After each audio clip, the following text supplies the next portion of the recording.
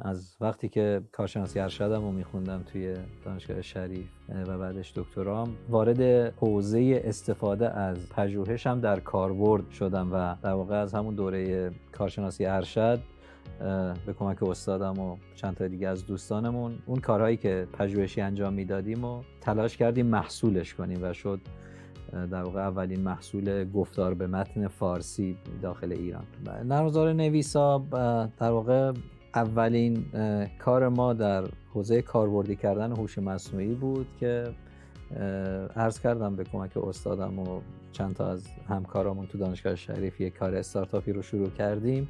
سال 82 یعنی 22 سال پیش کنار دانشگاه شریف شروع کردیم. خروجی اون تیم، اولین خروجی پررنگش این نرم افزار نویسا بود. نویسا اولین نرم افزار گفتار به نوشتار فارسی، یعنی صحبت فارسی رو میگرفت و در واقع تبدیلش میکرد به متن. حالا یه کاربرد خیلی بارزش همین تایپه که شما به جای اینکه دیگه با صفحه کلید تایپ کنید میتونید بخونید و سیستم بشنوه. امروزه این نرم افزارها خب خیلی همه جا هستن و شما رو گوشی‌ها و لپتاپ‌ها و همه جا می‌بینیدش، خیلی عمومی شدن. اما 22 سال پیش رو زبان فارسی وجود نداشت.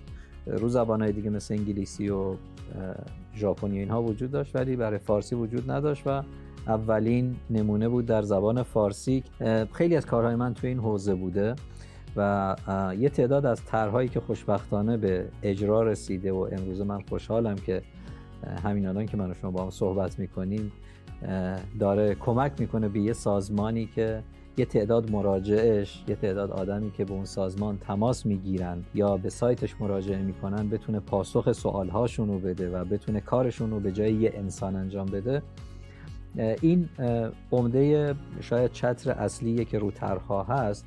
به عنوان مثال ما الان یک دستیار کار کردیم که در چندین جا قابل استفاده است و الان عملیاتیه. نمونهش در سازمان امور دانشجویان هست که میتونه فرد با مراجعه به اون دستیار اگه سوالی داره اینها رو جواب بده یا از وضعیت یک درخواستش که مثلا شما 2 هفته پیش یه درخواستی داری ببینید در چه وضعیتی هست و اینها پیگیری کنه و اون کارگزاره شبیه یه آدم، شبیه یکی از همکارای سازمان بره پرونده رو نگاه کنه، آخرین وضعیت رو بگه و در واقع پاسخش رو خیلی سریع بگه بدون محدودیت زمانی و ساعت کارکرد و تعداد مراجع و اینجور مسائل.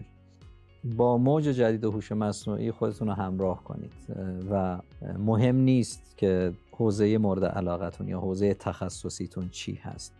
منظورم از همراهی این نیست که برید برنامه‌نویسی یاد بگیرید. اتفاقا هوش مصنوعی کاری کرده نیاز به برنامه‌نویسی یاد گرفتن دیگه نداره.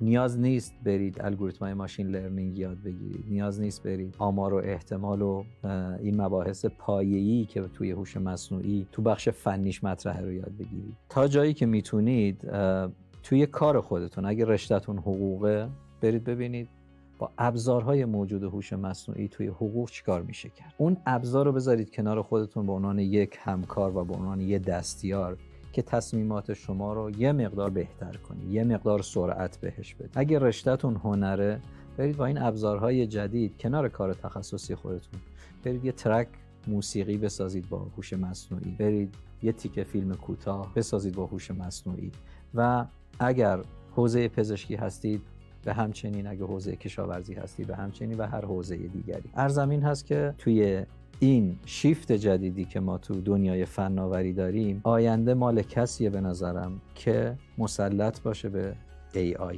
مسلط منظورم دیولپر AI نیست، فنی AI نیست. منظورم کسی که AI رو خوب میشناسه، به خدمت گرفته و کار خودش رو میتونه بهینه‌تر انجام بده.